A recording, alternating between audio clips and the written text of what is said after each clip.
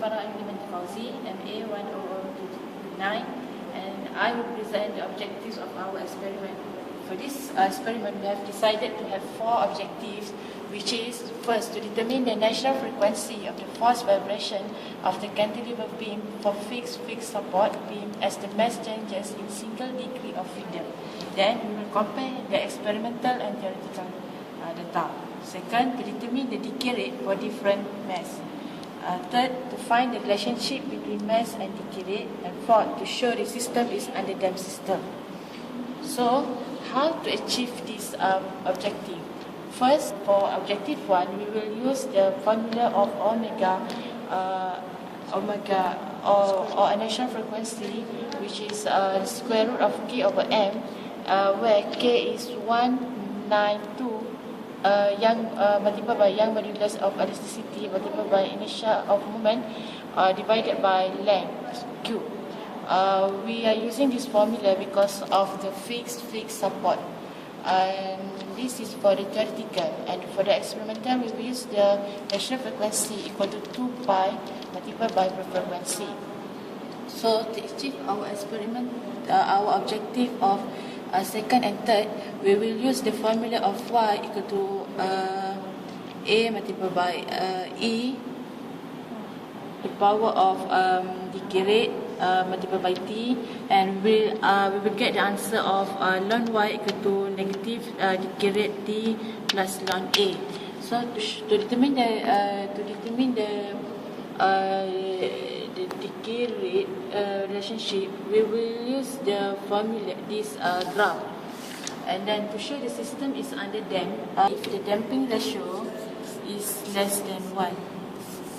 So that's all for the objective.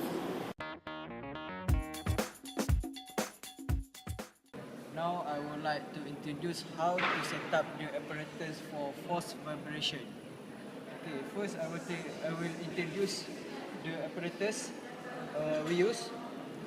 This is weight stopper, and this is load. Here we would like to use 20 100 gram, and then this is rod for support load, and then we will use beam, which has length 1 meter beam, and especially we use fixed beam. This is accelerometer, and then this is motor. Motor we must set up center of the beam, and then I will show how to hold the load to the motor. First we take the load and put on the rod, then we take the weight stopper on the top, and then we lock it with using Allen key.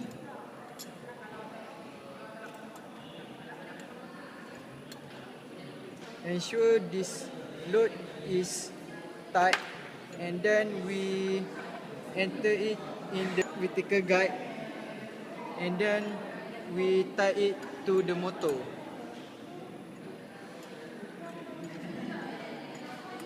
This is how we set up the beam and the load for our experiment. Okay, this is speed controller, which is it can control the motor and the accelerometer. And then first we ensure that the all wire is connected from NIDAQ to the speed controller and to the tachometer. And then first we must look to the speed controller. First we must test it. Okay, press the start or stop button and try to control the motor. Okay, we can look that if we change the speed, we can see that motor start to spin. Okay, this is how we set up the motor. Now we can see the motor is start to spin. Now we look to the speed controller. we can see that from 0 to 100. So here, how the method we use is from 0 to 10, we must have 10 seconds, and then after 10 seconds we change to 20, and after 10 seconds we change to 30, and it will be continuously until to 100. This is the EQ setup, which have 4 channels. The first channel is connect to accelerometer, and the fourth channel is connect to tachometer. First, we open the National Instrument and Automation. Then we go to the data neighborhood, create new, and find the NIDAQMX task. Then click next. We go to the acquire signal, find the analog input, and choose acceleration because we use accelerometer. Then we choose A1 naught because the A1 naught we use accelerometer. Okay, next. Then we rename our task.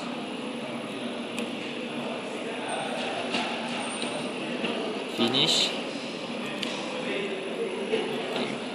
After that, we need to add the channel for voltage because we use tachometer. AI3 is for the tachometer. Okay. Then we change the sensitivity of accelerometer to 106.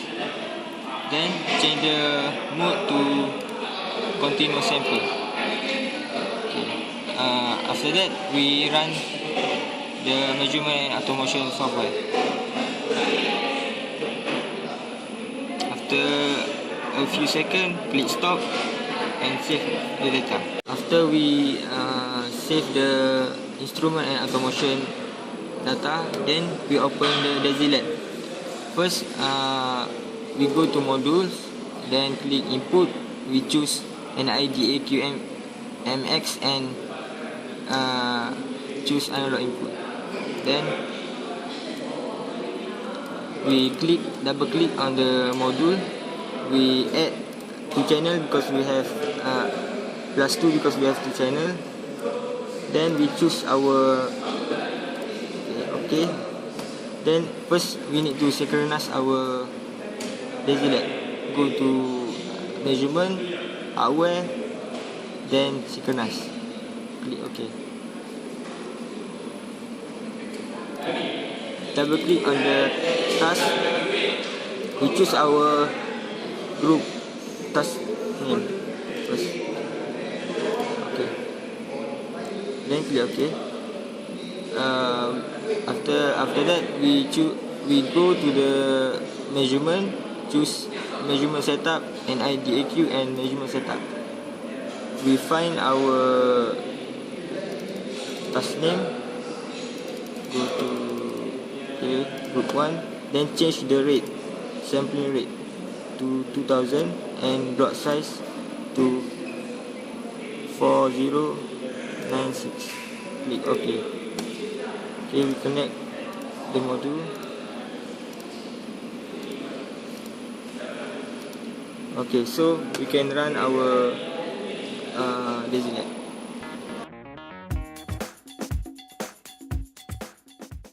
Assalamualaikum, I am Rashida binti Muhammad MA 158 from Group 1. I will present the calculation for the result for this group. So from here, the theoretical stiffness formulas is 192 times E, and the inertia over the length cube. So where E for stainless steel is 200 gigapascal, and the inertia formula is 1/12 BH cube. The properties are: length is equal to 0.005 meter, which is the height of the inertia, and the base is 0.026 meter, and the length of the beam is 1 meter. So we substitute the properties into this equation and we get the stiffness is 10,400 Newton per meter. The total mass is 2 kilogram, which included the motor, the beam, and it is 2 kilogram. So for mass, we will try for load 500 grams. The amplitude is 0.0006, which we get from Daisy Lab, and the time difference is 0.159 seconds. The lon y is negative 9.72117. For example, for 100 gram, the decay rate is 3.2051. So for the 300 gram, its decay rate is 2.2798. For 500 gram, decay rate is 1.6598. From the data we achieve, mass 100 gram, the decay rate is 3.205, which the damping is 13.461. The critical damping is 295.56, which gives the ratio 0.0455. For the damp natural frequency, which is mass 100 gram, will give you 70.3 radian per second.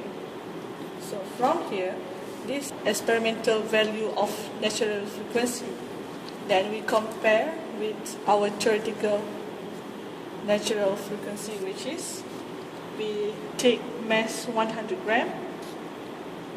So at the peak 1, 0.0003.